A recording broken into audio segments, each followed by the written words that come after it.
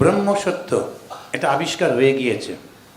সাধারণ মানুষ তারাও এসে গেছে, তাদের থাকা খাওয়া ইত্যাদি ইত্যাদি এসবও হচ্ছে, ঠিক কোনটা কি করব বুঝে উঠতে পারা যাচ্ছে না।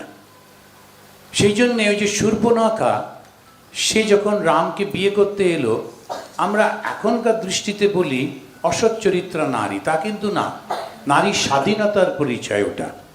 শূর্পণখা ভাবেইনি কি অসুবিধে কি হচ্ছে, আমার পছন্দ হয়েছে, ওই পুরুষের কাছে সে গেল। রাম বললেন না, তো ভাইকে দেখো, আর ভাইটা একটু গোয়ার গোবিন্দ দিল নাকটা কেটে। এখন ওইটা না করলে আর অত সমস্যাটা হতো না, রামায়ণটাও এতটা আমাদের পড়তে হতো না, যে কি যাক।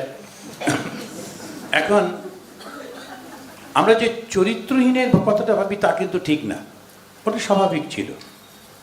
এই স্বাভাবিক জিনিসটা থেকে ধীরে ধীরে একটা নর্ম সৃষ্টি করছেন শ্রীরামচন্দ্র। এই লক্ষ্য করে দেখেন, শ্রীরাম কিন্তু কখনো ধ্যান করতে বলছেন না, জপ করতে বলছেন না, তপস্যা করতে বলছেন না, পুরো রামায়ণে কোথাও নেই। শুধু বলছেন এই জীবনের এই কর্তব্যগুলো পালন করো।